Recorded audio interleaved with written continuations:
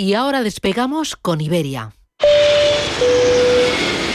¿Quieres disfrutar del Brasil menos conocido? Iberia estrena 2 nuevos destinos, Recife y Fortaleza. Descubre sus playas paradisíacas y su cultura colonial. Reserva ya en iberia.com para volar este invierno al verano de Brasil. Cosentino City ha llegado a Madrid, un espacio de referencia para los profesionales y amantes de la arquitectura y diseño de interiores. Visítanos en Paseo de la Castellana 116 y explora las últimas tendencias en fachadas, revestimientos, suelos, baños y encimeras. Cosentino City. Bontobel Asset Management. Calidad suiza con el objetivo de obtener rendimientos superiores a largo plazo.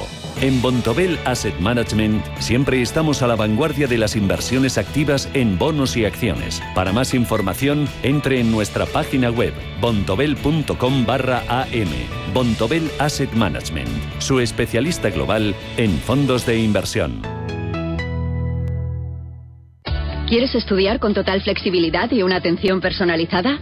La Universidad Pontificia de Salamanca ofrece grados online en Derecho, Relaciones Internacionales, ADE, Filosofía e Historia. Infórmate en upsa.es. Matricúlate con nosotros. Universidad Pontificia de Salamanca. Comprometidos con un futuro excelente. ¿Quieres aprender a invertir? En Banco Big ponemos a tu disposición una demo de nuestra plataforma de broker con 100.000 euros ficticios para que practiques tus inversiones a tiempo real y sin condiciones. Entra en bancobig.es y descúbrela. Banco Big. Nos mueven tus valores. Descubre la noche más desconocida del centro de Madrid en Gran Hotel Inglés. Todos los jueves, viernes y sábados disfruta de tapas y bocados para compartir, cócteles de autor y música en vivo en pleno barrio de las letras. granhotelingles.com, tu hotel de lujo en Madrid. Conide Inmobiliario. Actualidad e innovación en el sector inmobiliario en Radio Intereconomía.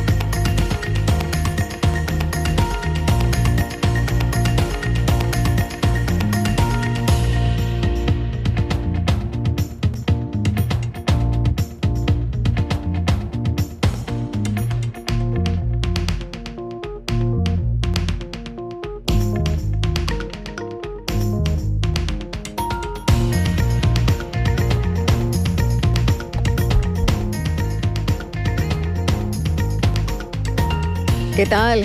¿Cómo están? Buenos días. Bienvenidos de una semana más a este programa Conide Inmobiliario, en una semana en el que les hablamos de varios temas. El primero del que les vamos a hablar esta mañana es de una paralización de uno de los desarrollos urbanísticos de Madrid. Les estamos hablando del desarrollo del futuro barrio de Valgrande, en Alcobendas. Es una paralización que llega después de que el Tribunal Supremo, a través de una sentencia, haya obligado a subsanar un defecto en esa evaluación ambiental de una montaña artificial. Por lo tanto, se paraliza temporalmente un proyecto de 8.600 viviendas y 25 años de historia. La resolución judicial no anula el proyecto, eso sí, en su conjunto, sino que cuestiona esa tramitación ambiental específica de uno de sus elementos accesorios. Concretamente, el que se hace referencia, como les decimos, a la creación de una estructura de tierra de 22 metros de altura y de 1.300 metros de longitud, que no fue evaluada correctamente por el órgano ambiental correspondiente. Para ello, la sentencia exige una nueva evaluación estratégica independiente, lo que implica volver a tramitar esa parte del plan. Esta decisión ha sido recibida con preocupación por parte de la Junta de Compensación de ese sector S1, que es la promotora del plan, y también que lamenta ese retraso de la actuación. Y es que en un contexto nacional en el que la vivienda se ha convertido en una de las principales preocupaciones sociales, pues este tipo de decisiones agravan una crisis estructural que requiere soluciones inmediatas que es lo que destacan desde la Junta de Compensación. Y esto pone además en alerta al sector, ya que evidencia la urgencia en esa aprobación de esa nueva ley del suelo que permita corregir errores sin tirar por tierra décadas de trabajo. Vamos a hablar en los próximos minutos con Rafael Olavarri, es presidente de la Junta de Compensación de Valgrande, para conocer las consecuencias y también el significado de esta paralización. Pero esta mañana también nos acompaña Javier Buró, ha sido responsable de vivienda en el País Vasco, también en Barcelona, y ahora lo es de Navarra. Es actual gerente de Nasubinsa, que es la empresa pública del suelo industrial, vivienda y también cohesión territorial del Gobierno de Navarra. Es uno de los mayores expertos y ha publicado un libro titulado El problema de la vivienda, en el que analizan las causas de la crisis de la vivienda en España, además también de la relación que cada generación tiene con la vivienda y también una batería de posibles soluciones. Entre algunas de las preguntas a las que se intenta dar respuesta es por qué hay tanta gente joven que no puede acceder a una vivienda digna a un precio asumible. Lo analizaremos. Y también hay otro problema que nos va a acompañar y del que vamos a hablar también en los próximos minutos en este programa, porque hablamos de la subida del alquiler que se acelera y se contagia ya hasta las pequeñas capitales, donde el precio se está disparando ya un 14,9% en el mes de mayo. Es la segunda cifra más alta en 5 años, impulsado por esa presión demográfica y también por la caída de la oferta por las leyes antidesahucios. Es lo que destaca el último informe publicado por Fotocasa y del que hablaremos también en los próximos minutos con María Mato, directora del estudio de Fotocasa. Y analizamos hoy también lo que está ocurriendo en el mercado de los alojamientos de estudiantes, porque Greystar ha anunciado su entrada en Dinamarca con la adquisición de una cartera de alojamientos estudiantiles de más de 1.700 camas en Copenhague. La operación marca la entrada de Greystar en esa región nórdica y también ese octavo mercado europeo. Conoceremos lo que significa esta entrada en Dinamarca para la compañía. Nos los va a contar precisamente el director general de Greystar en España, Rafael Fernández Villaverde. Y también una semana más nos va a acompañar Ismael Pérez, director de inversiones del Grupo Senias, para hablar de asuntos que tienen que ver con la vivienda. Comenzamos.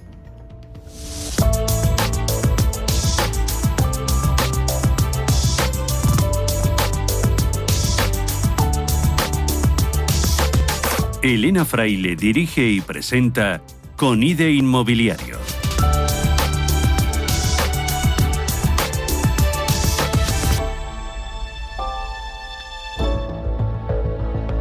Y aquí estamos dispuestos ya a analizar esa actualidad del sector inmobiliario. Nos acompaña ya en estos estudios Rafael Fernández Villaverde, director general de Greystar en España. Rafael, bienvenido, buenos días. ¿Cómo estamos? ¿Qué tal? Buenos días. Bien hallado, bien. Gracias. ¿Qué tal? ¿Todo bien? Bien, muy bien, todo fenomenal. ¿Todo muy fenomenal? De estar aquí con vosotros. ¿Ah, sí? ¿Es la primera vez que vienes a la radio? Es la primera vez, sí. ¿Sí? ¿Estás bien? Sí. ¿Sí? ¿Todo bien? Sí. Bueno, el mercado también. ¿Perdón? El mercado también, Rafael. El mercado también. Al final, como bien has dicho, claramente tenemos una falta de vivienda que hace que inversores institucionales sean parte de la solución. Este tipo de noticias que nos has estado contando tú no hacen más que limitar esa oferta y, por lo tanto, tensionar los precios. Con lo cual, nosotros, como muchos otros de los que nos acompañarán hoy aquí, estamos trabajando en solucionar ese problema.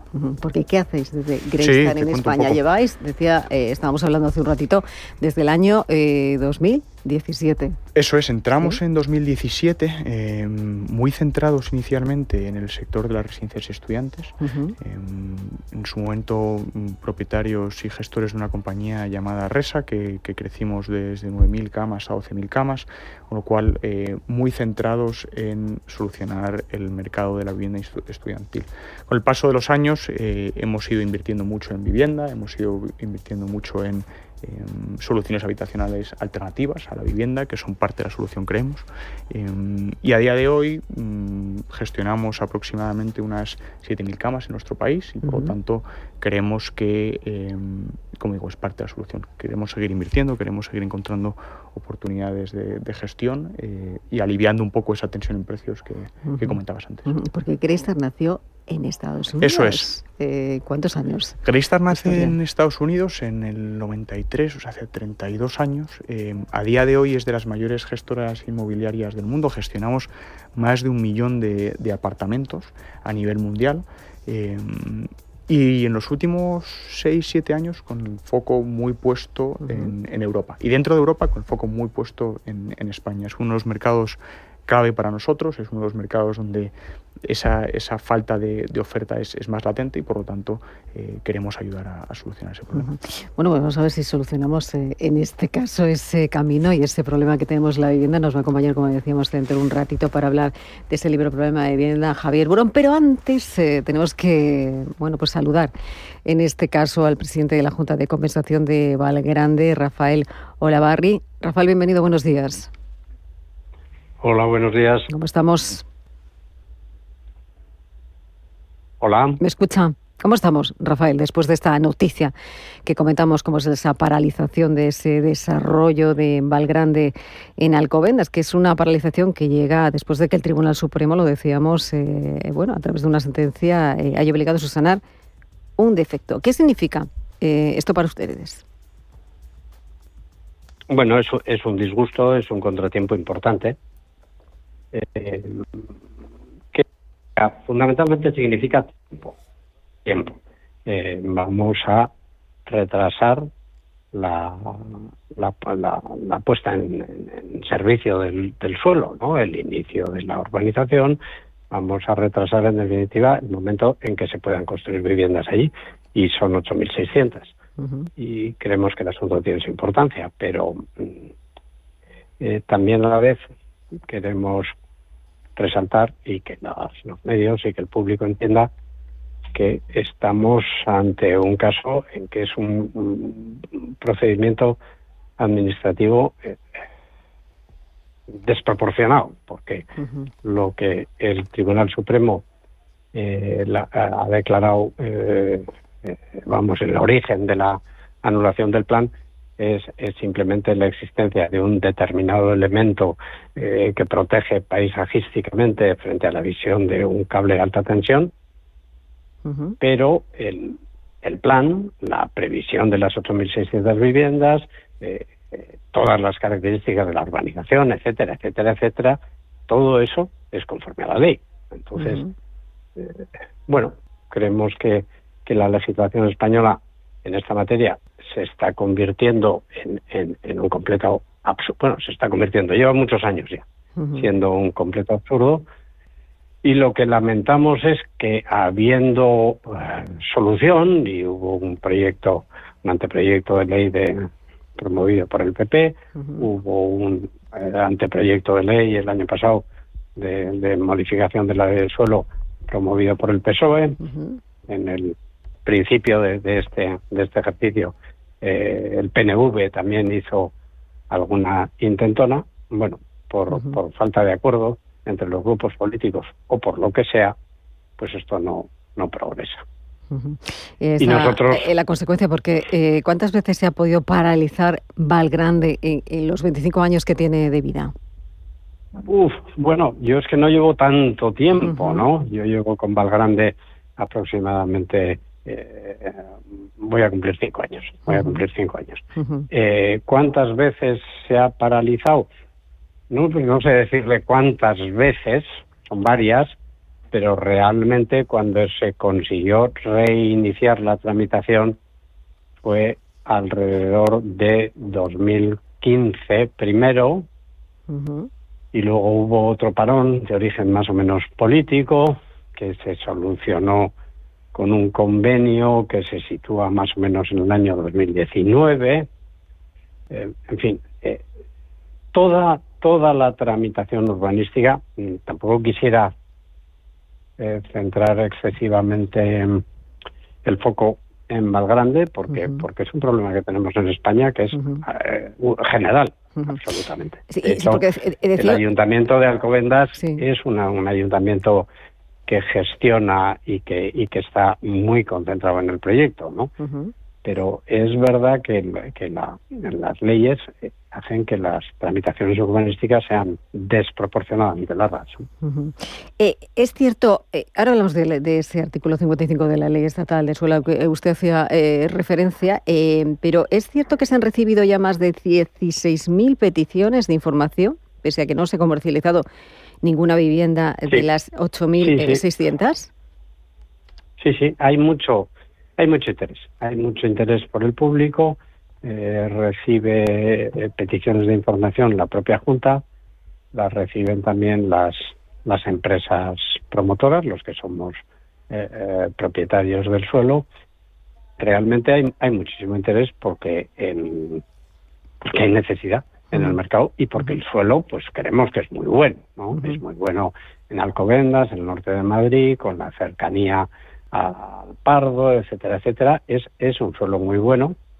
El plan, que curiosamente no resulta afectado por la sentencia, es decir, el diseño urbano que contiene el plan parcial, que va a ser el mismo, es muy bonito, está muy bien hecho, y sí, hay mucho interés. De esas 8.600 viviendas, ¿cómo van a ser? ¿Qué tipo de viviendas están proyectadas en ese proyecto de Valgrande?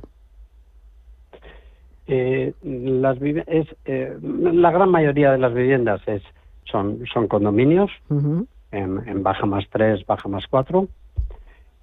Hay una parte, no recuerdo el número ahora, no lo tengo delante, pero pueden ser del orden de 800 viviendas aproximadamente, que son viviendas unifamiliares, que están situadas precisamente en una zona de transición hacia el Monte Valdenatas y en definitiva hacia el Pardo, o sea, haciendo una especie de transición lógica entre la ciudad y el monte y en la naturaleza. Y luego es importante destacar que del conjunto de las 8.600 viviendas, un 54% va a tener un grado de protección, ¿no? Es decir, van a ser cualquiera de los sistemas, la vivienda de precio limitado, etcétera, de la Comunidad de Madrid, ¿no? Estamos hablando de esa paralización, Rafael. Claro, la sentencia exige, digamos, una nueva evaluación, ¿no?, estratégica independiente, que esto implica, no sé si volver a tramitar parte de ese plan. ¿Esto en tiempo? ¿De cuánto tiempo estamos hablando? Pues bien, nosotros esta situación obviamente no la deseábamos, pero de alguna manera la habíamos previsto, ¿no? Entonces, lo que la Junta y el Ayuntamiento hicimos hace ya año y medio aproximadamente, fue iniciar ponernos en esta posible situación e iniciar la tramitación de un nuevo plan parcial. Debo aclarar que el nuevo plan parcial es igual que el anterior, cosa que resalta un poco el absurdo de la situación. O sea, es el mismo plan parcial con unas modificaciones mínimas que hemos introducido, por decirlo así, aprovechando el viaje. Pero en esencia es el mismo plan parcial. Nosotros nos pusimos a redactarlo con esas pequeñísimas modificaciones, presentarlo, etcétera, etcétera, hace ya más de año y medio, más de año y medio.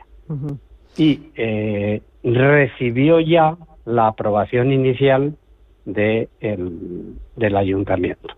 Por tanto, no estamos a cero. Tenemos ya un plan parcial aprobado inicialmente.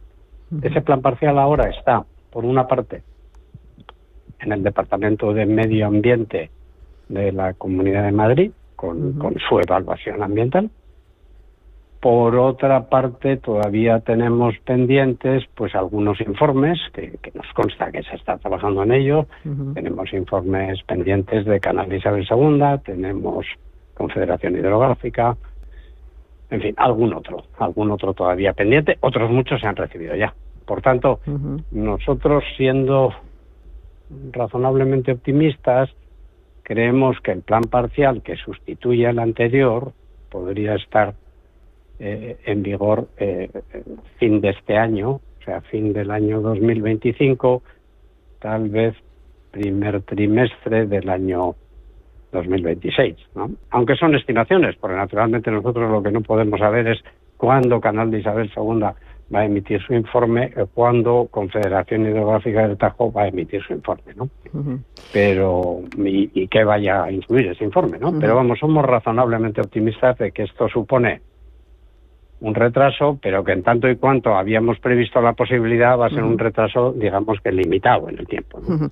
Rafael, todo esto podría haber sido evitable de haberse aprobado, como decíamos, ese artículo 55 también de esa ley estatal del suelo que, bueno, permitiría subsanación de un defecto de forma y no permitiría la anulación, que es lo que ocurre ahora.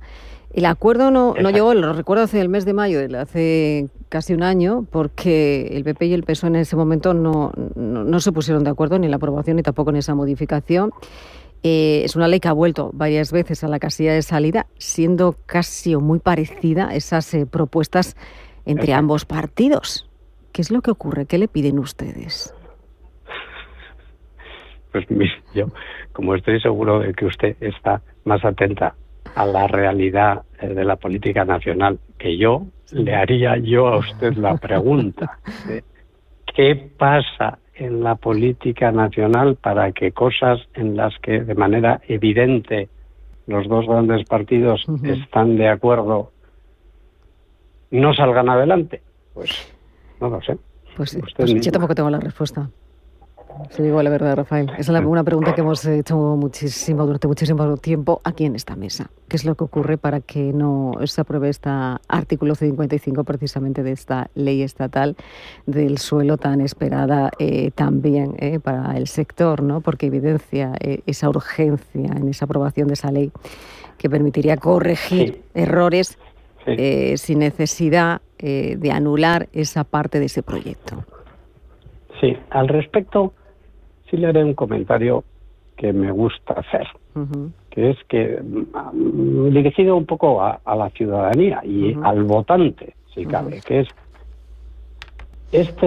este problema es un problema para los promotores, es un problema, por tanto, para el mercado de la vivienda, es un para el usuario, para el comprador, porque reduce la oferta, la demanda no se ve satisfecha, suben los precios, todo eso. Además, hay un problema añadido, que es que toda esta retramitación, reemisión de informes, etcétera, etcétera, consume muchas horas de la administración pública.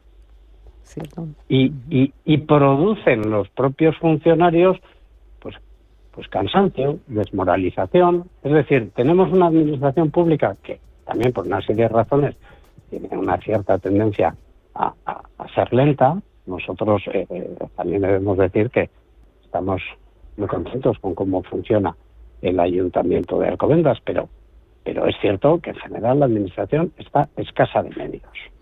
Faltan funcionarios, en fin, lo que todos sabemos. Entonces, claro, esto de que resulta que haya que tramitar las cosas varias veces, es que ya es una completa locura, ¿no? Si faltan funcionarios, necesitamos, bueno, pues pongámosle remedio, ¿no?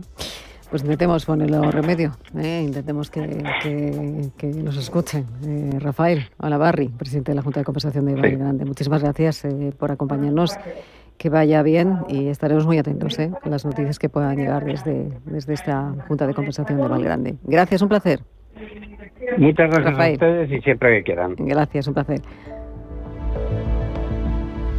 Y seguimos hablando. En este caso vamos a hablar, hablamos de ese problema de la vivienda y nos está acompañando ya Javier Burón, ha sido responsable de vivienda, lo decía, en el País Vasco, en Barcelona, ahora lo es de Navarra, es actual director gerente de Nasubinsa, que es la empresa pública del suelo industrial, de la vivienda y de la cohesión territorial del Gobierno de Navarra, y es uno de los mayores expertos y, bueno, publica muchos artículos y también ha publicado, creo que hace un mes y medio, un libro que habla del problema de la vivienda, en el que se analizan las causas y las crisis de la vivienda en nuestro país. No sé si es igual en otros países, pero aquí tenemos un problema del acceso de los jóvenes a la vivienda interesante e importante. Javier Burón, bienvenido, buenos días.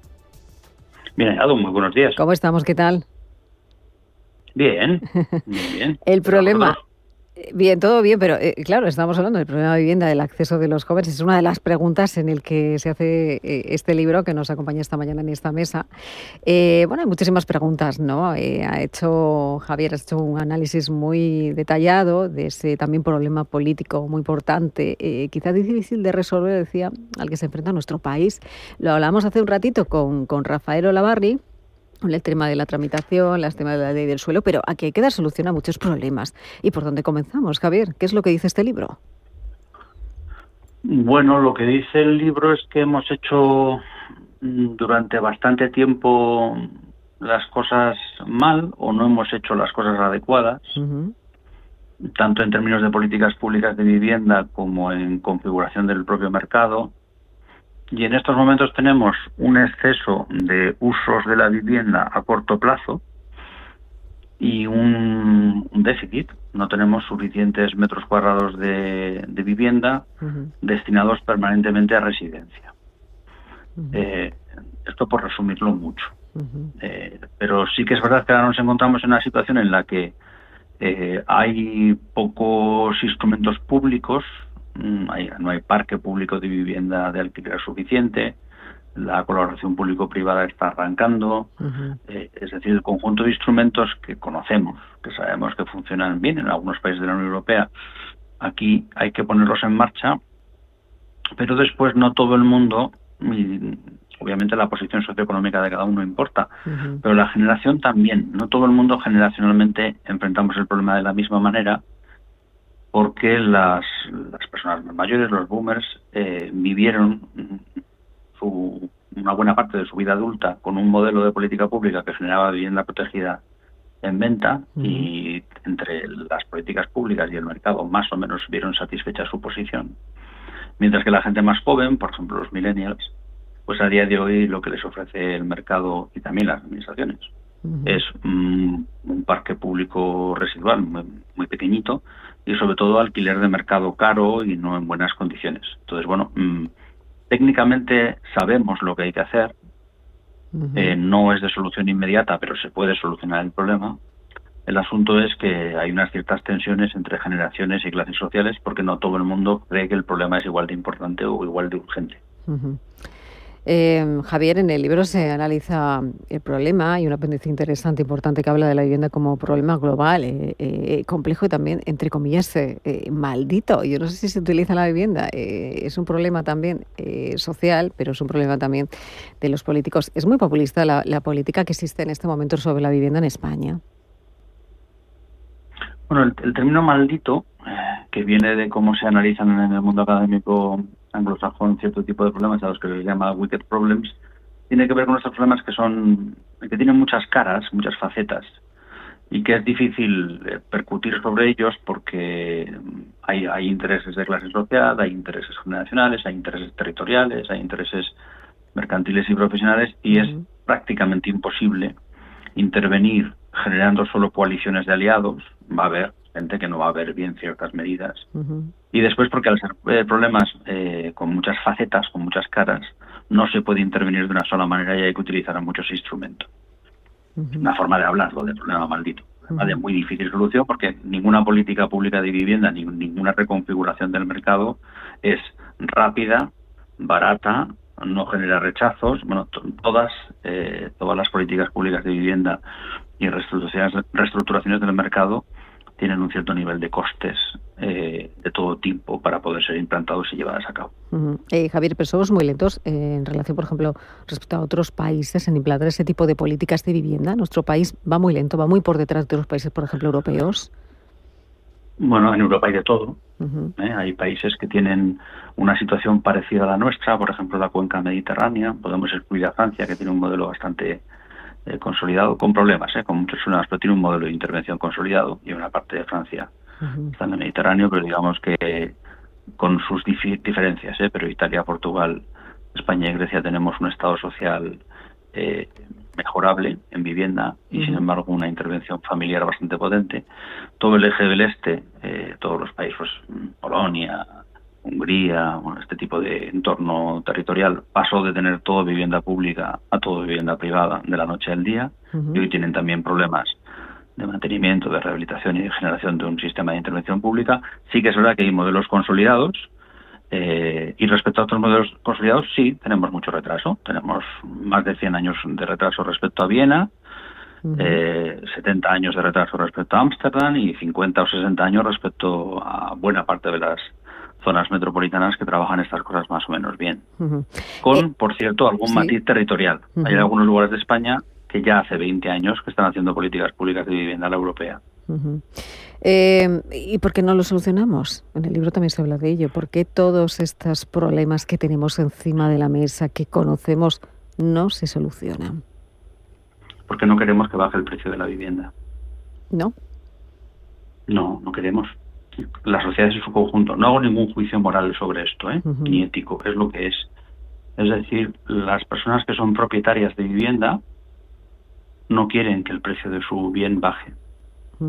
Las personas que son arrendadoras de vivienda, y la mayor parte del arrendamiento está hecho por particulares no profesionales, aunque sobre todo en las principales áreas metropolitanas cada vez está habiendo una mayor profesionalización y cada día juegan un papel más importante las empresas, pero las personas que tienen viviendas de las cuales obtienen unas rentas tampoco quieren que bajen el valor de esas viviendas.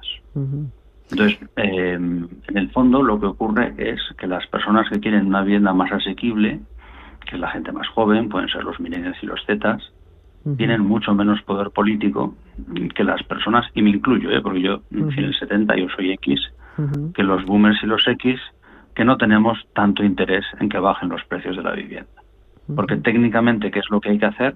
Sabemos qué es lo que hay que hacer. Hay que hacer un conjunto de medidas, hay que combinar un conjunto de políticas y hay que hacer un conjunto de concertaciones con el sector privado, pero en el fondo lo que ocurre es que buena parte de la sociedad no quiere que cambien las cosas.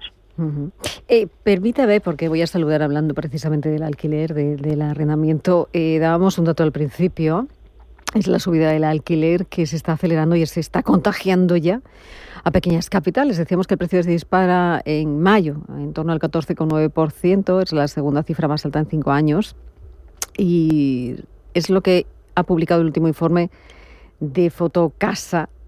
Sobre todo, dice el informe que se debe a la presión demográfica y también a la caída de la oferta por las leyes antidesahucios. María Matos, directora de estudios de Fotocasa, bienvenida, buenos días. Hola, muy buenos días. ¿Cómo estamos? ¿Qué tal? Muy bien, Elena. Me gustaría matizar que nosotros no hemos querido decir que el precio del alquiler sube debido a las leyes antidesahucios. Creemos que es un déficit estructural de la demanda y que a raíz de los cambios legislativos, como por ejemplo la implementación de la ley de vivienda, sí que estamos viendo un claro trasvase de esta modalidad de alquiler residencial de larga duración hacia temporal, de habitaciones y turístico, pero no creemos que los desahucios estén influyendo en la subida del precio del alquiler. ¿Qué está influyendo, María, para que suba el precio del alquiler, para que se estén contagiando también esas pequeñas ciudades, siga tensionando esos precios también en las ciudades como son Madrid, Barcelona, como es Málaga? ¿Qué es lo que está ocurriendo, haciendo una radiografía casi de este primer trimestre del año? Pues para nosotros este crecimiento tan significativo está impulsado por una oferta cada vez más limitada y una demanda creciente que se ha agravado por factores sociales, económicos, legislativos tras la pandemia, que no podemos olvidar que todavía arrastramos ese gran auge de querer cambiar de vivienda desde hace 5 años, y lo que ha pasado es que han tensionado todavía más el sector. Con la recuperación económica de 2014, la demanda de alquiler comenzó a ganar terreno como primera solución habitacional, mientras que la administración pública redujo drásticamente la construcción de vivienda social, y en ese momento comenzó a forjarse una tensión estructural que ha derivado en la situación de gran desequilibrio entre oferta y demanda, que evidencia esa posibilidad del mercado de adaptarse a las necesidades actuales de la vivienda. Lo que estamos viviendo ahora, llevamos años gestándolo, y evidentemente ahora nos llevamos las manos a la cabeza porque vemos cómo suben estos precios, como el alquiler ya en España supera los 1.500 euros mensuales, casi como todo el mapa, como decías antes, está al rojo vivo. Ya no son las principales comunidades autónomas con más capacidad de atracción poblacional, sino son todas las capitales de provincia que están en máximos históricos, que están marcando un nuevo récord prácticamente cada mes de este 2025,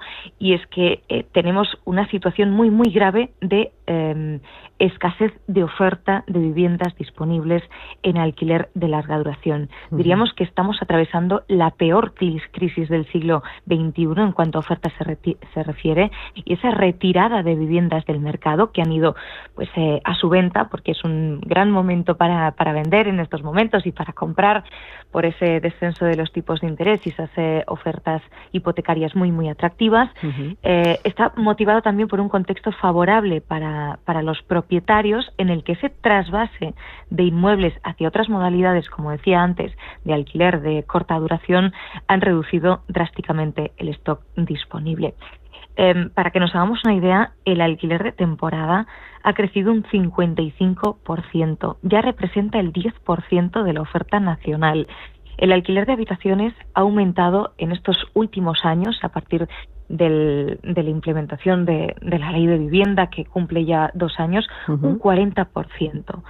Y la situación es muy preocupante, porque claro, ya está absorbiendo más del 45% del sueldo de estos inquilinos. Por lo tanto, ahora mismo la situación del alquiler se encuentra en un punto muy, muy crítico. Pero me gustaría recalcar que nosotros vemos claramente cómo es un desequilibrio estructural entre una demanda cada vez más creciente y una oferta en mínimos históricos. Javier, con estos datos que nos da María, decía María, la peor crisis de vivienda, quizá en nuestro país, con esa subida de alquiler. En el libro también se habla precisamente del alquiler de temporada, del alquiler turístico. Yo no sé si es responsable la subida de los alquileres turísticos del precio del alquiler de la vivienda en las grandes ciudades. Javier, no sé si se habla sobre esto en el libro. Sí, se habla sobre eso en el libro, como en otras muchas cosas, y conviene no hacernos trampas al solitario. ¿Tenemos un problema de oferta? Sí, tenemos un problema de oferta. Es bastante evidente que si generamos algo más de 200.000 nuevas familias al año y estamos construyendo nuevas en torno a 100.000 viviendas, ahí hay un desequilibrio que debemos de atacar. Eso es evidente. Otra cosa es que cualquier crecimiento de oferta no nos va a generar una mejor situación, porque los desequilibrios los tenemos también en el pool de usos. Si usamos muy intensivamente viviendas de nuestras ciudades para usos turísticos, para alquiler de temporada, para habitaciones, para expats, para digital nomads, para turistas por motivos sanitarios, para commuters, para gente que tiene 2 residencias, la lista podría seguir hasta el infinito. Es decir, para personas que hacen un uso temporal de la ciudad, no un uso permanente. Pues lo que estamos reduciendo también es la capacidad de alojar a gente con un proyecto de vida vinculado permanentemente a las ciudades. Y nótese que aquí yo no hablo de extranjeros y de españoles. Hablo de personas, porque en los 2 casos podemos tener usuarios temporales que son españoles y que están reduciendo oferta del residencial a largo plazo, y entre las personas que pueden vincular su proyecto de vida a una de nuestras ciudades puede haber personas que no sean españolas. Tenemos un exceso de usos a corto plazo. Por cierto, una buena parte de estos usos además son fraudulentos, porque el alquiler de temporada en nuestro Código Civil tiene una razón de ser, y es que uno sea pues estudiante durante el curso o trabajador temporal, pero no nos debemos de hacer, insisto, trampas al solitario. Hay una buena parte del sector inmobiliario que está ofreciendo alquiler de temporada de forma recurrente, es decir, menos de un año, para no cumplir con las reglas de las zonas de mercado tensionado allí donde se ha declarado mercado tensionado. También, por cierto, respecto al impacto de la ley de vivienda en el mercado del alquiler, pues bueno, deberíamos de ser medianamente ponderados y tener en cuenta que solo se están aplicando los controles en Cataluña y que ahora empezarán en Navarra y en Euskadi. Entonces, en lugares donde no se aplica la limitación de precios, no hay ninguna razón para que alguien esté huyendo del alquiler residencial y vaya al alquiler de temporada.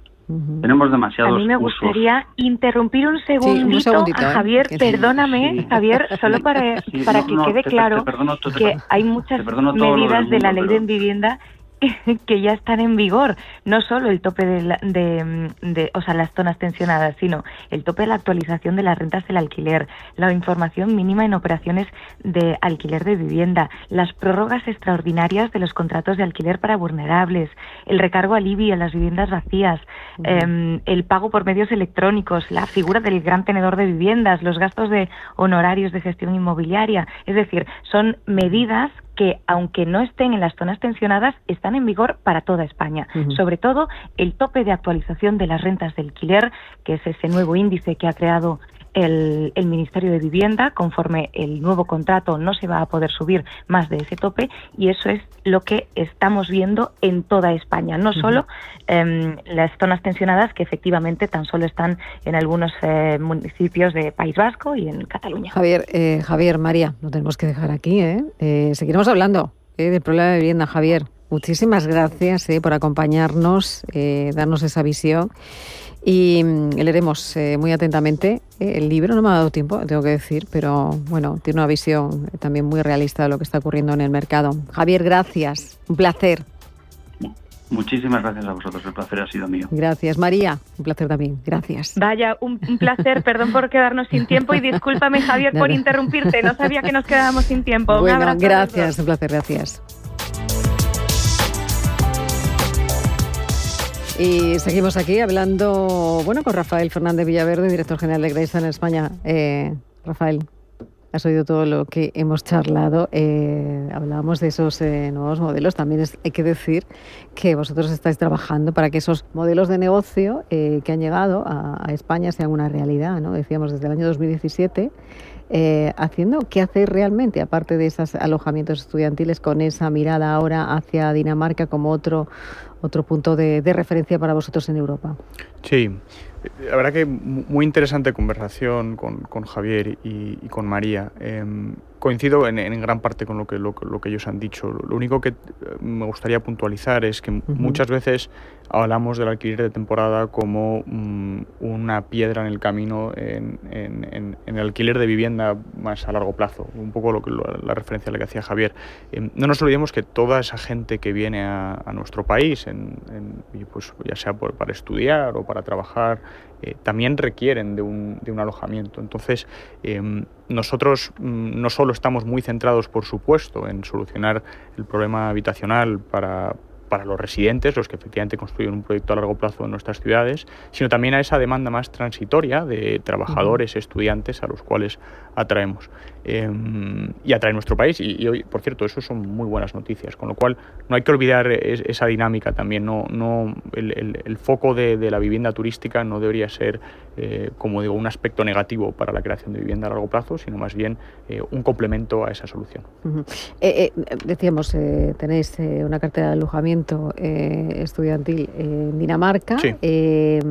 Con 1.758 camas. Sí, eso es. Vuestra apertura, decías que estás centrado sobre todo en Reino Unido y en España. ¿Cuál es la diferencia entre un mercado como puede ser España con el resto de países? Si quieres, empezando por Dinamarca. En Dinamarca encontramos una oportunidad básicamente donde encontramos una oportunidad de inversión donde hay una clara escasez de residencias estudiantiles profesionalizadas, que sean gestionadas de forma institucional. Y por lo tanto, esa ha sido una de muchas operaciones que esperamos hacer en ese país, y tanto en Copenhague como en otras ciudades.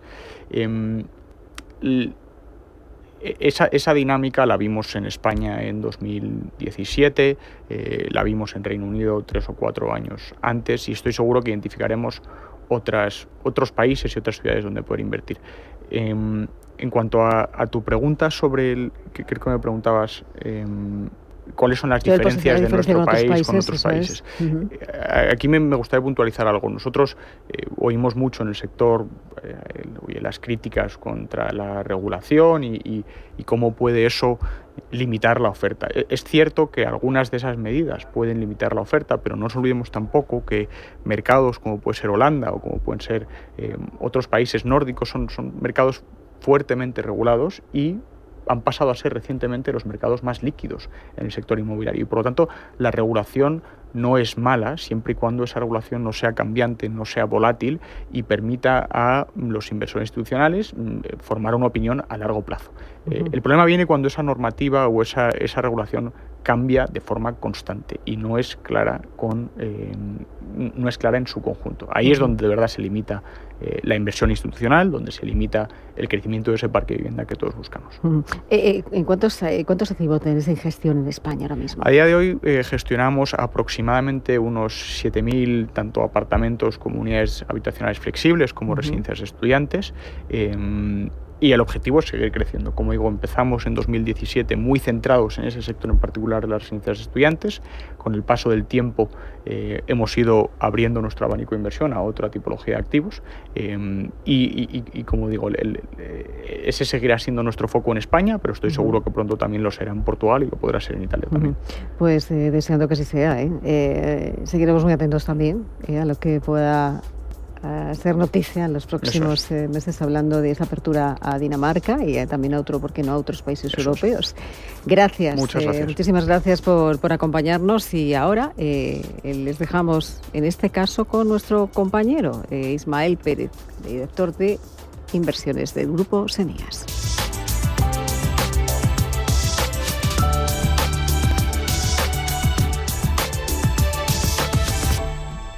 Y continuamos avanzando en este programa en Conido Inmobiliario y en este momento pues vamos a recibir a alguien que siempre me hace gran ilusión saludarle porque aprendemos mucho con él, porque bueno, pues hay que aprender mucho del inmobiliario y ellos tienen mucho que decir en el mundo de la inversión del sector. Ismael Pérez, director de inversión del Grupo Seneas, bienvenido, buenos días. Buenos días, muchísimas gracias. ¿Cómo estamos? ¿Bien?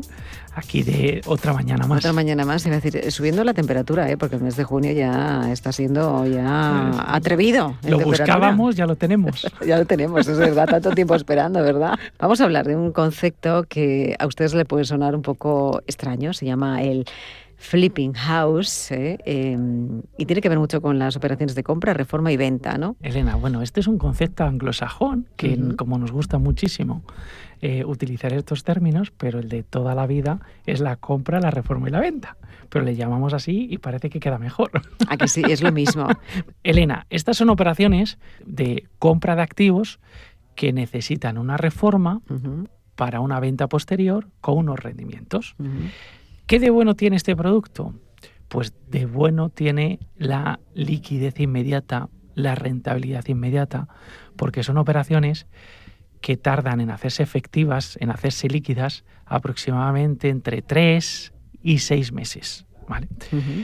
Dime qué rentabilidad, qué producto, de una forma más o menos garantizada, si no cambia el mercado, si no hay nada que altere la circunstancia del sector inmobiliario, puedes obtener unas rentabilidades en torno al 9, al 10, al 12, hasta el 15% de una tacada en 4 meses.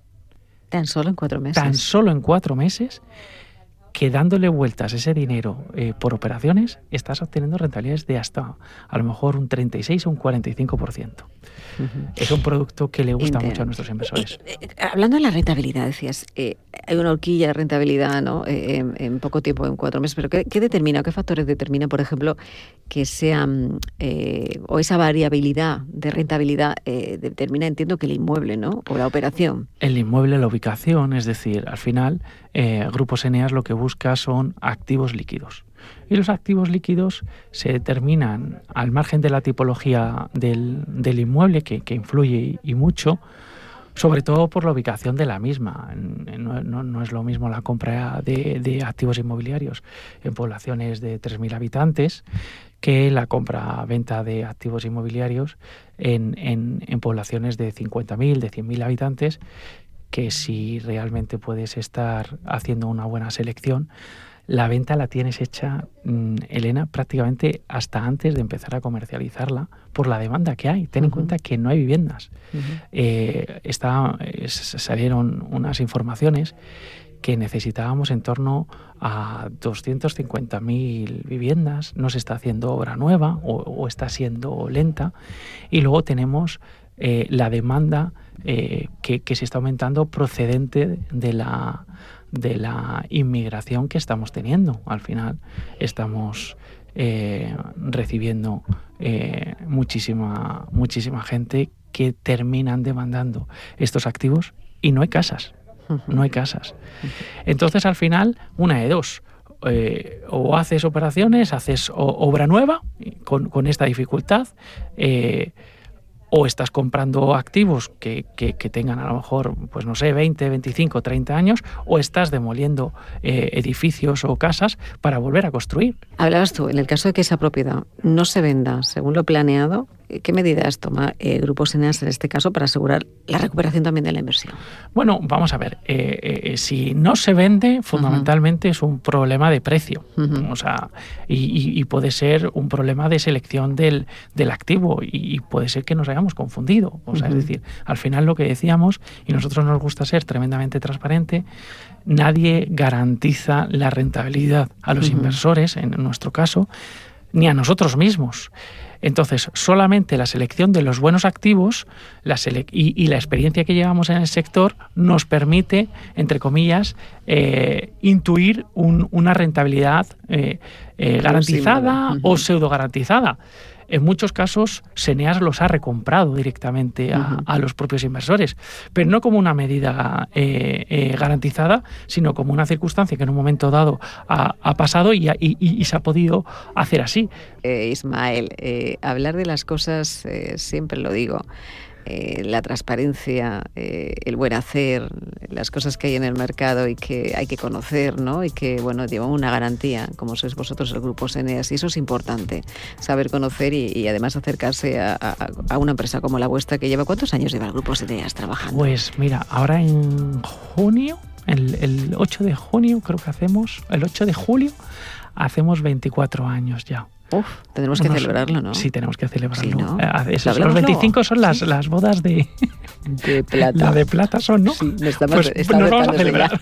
Pero los 24, ¿te parece? Los 24, pues sí. Está, con eso es suficiente. Me parece fantástico. Celebrarlo todo, eso es lo tomamos importante. Nota. Eso es, tomamos nota. Y a nuestros oyentes también espero que hayan tomado nota de estas ofertas, que bueno, están ahí en el Grupo Eneas, que para quien quieren entrar a ver qué es lo que ofrecéis, a la web. A la web, exacto, a www.ceneas.com o al correo info@ceneas.com.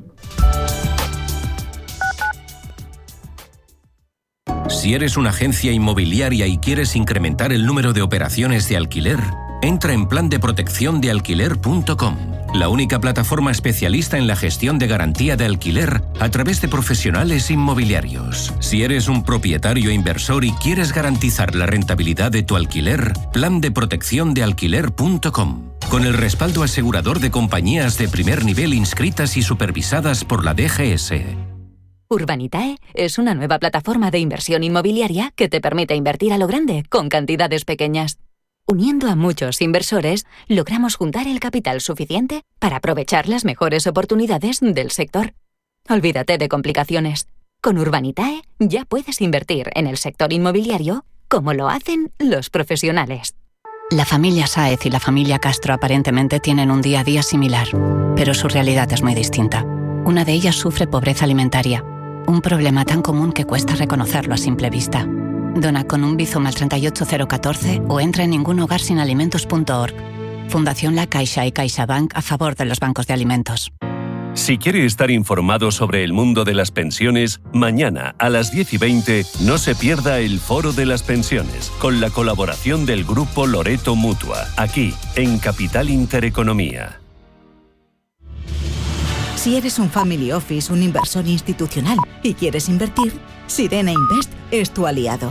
Sirena Invest es una promotora inmobiliaria con más de 15 años de experiencia en el sector inmobiliario polaco que ofrece invertir en una de las economías más pujantes y rentables del mundo. Polonia. Recuerda, sirenainvest.com. con Y, o llámanos al 648 019495. Radio Intereconomía. Eres lo que escuchas.